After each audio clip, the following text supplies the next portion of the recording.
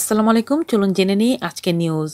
গতকাল আওয়ামী লীগের সংরক্ষিত মহিলা আসনের ৪৩ জন নারীর মনোনয়ন চূড়ান্ত করেছেন।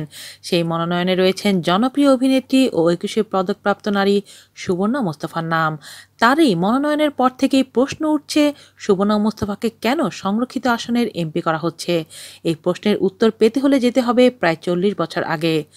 গেলে উঠে আসবে এমন দুটি ঘটনা যা শোনার পর আর এই প্রশ্ন আপনার মনে আসবে না। ১৯৮০ সাল, তখন জিয়াউর রহমান ও তার বিএনপির ক্ষমতা। ২৬শে মার্চ উপলক্ষে বাংলাদেশ টেলিভিশনের জন্য একটি মুক্তিযুদ্ধের নাটক নির্মাণ হবে। নাটকটির প্রযোজক ছিলেন প্রয়াত জিয়া আনসারি। নাটকটিতে অভিনয়ের জন্য সুবর্ণা মুস্তাফাকে ডাকা হয়। তখনই সুবর্ণা মুস্তাফা যে কতটা জনপ্রিয় ছিলেন নতুন করে বলার দরকার নেই। নাটক ও সিনেমার ধুন্ধুমার জনপ্রিয় অভিনেত্রী তিনি। জনপ্রিয়, হার্টথ্রব, অপ্রতিদ্বন্দ্বী যাই বলেন সব খ্যাতি তখন তার ছিল। তার সঙ্গে নাটকটিতে অভিনয়ের কথা ছিল প্রয়াত হুমায়ুন ফরিদীর।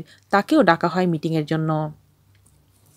নাটকটির গল্পটি ছিল এমন, সুবর্ণার প্রেমিক মুক্তিযুদ্ধে যাচ্ছেন। তখন সুবর্ণার সংলাপ প্রেমিকের উদ্দেশ্যে, জিয়া আমাদের নেতা, তিনি নির্দেশ দিয়েছেন তুমি যুদ্ধে যাও, দেশকে স্বাধীন করো, ঝামেলা এখানেই। সুবর্ণা মুস্তাফা এই সংলাপ বলতে অস্বীকৃতি জানালেন। প্রযোজকের মুখের উপর তিনি বললেন, জিয়াউর রহমান কখনো আমাদের নেতা ছিলেন না, এরকম বিকৃতির ইতিহাসের নাটক সুবর্ণা মুস্তাফা করে না। তাৎক্ষণিক তিনি ওই মুহূর্তে টেলিভিশন থেকে বের হয়ে আসেন সুবর্ণা মুস্তাফা। এর পরের ঘটনা ঘটেছিল ১৯৮৪ সালে। স্বৈরশাসক এরশাদ ক্ষমতায়।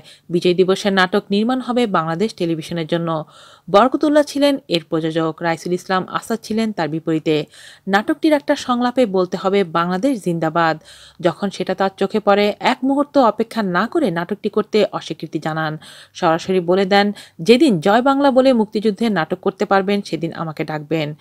গতকাল নাম ঘোষণার পরে যখন প্রশ্ন আসে সুবর্ণা মুস্তাফা কবে আওয়ামী লীগ করেছেন, তখন প্রধানমন্ত্রী তাদের উদ্দেশ্যে বলেন, আওয়ামী লীগ করার দরকার নেই। এই ঘটনা দুটির উদাহরণ দেন।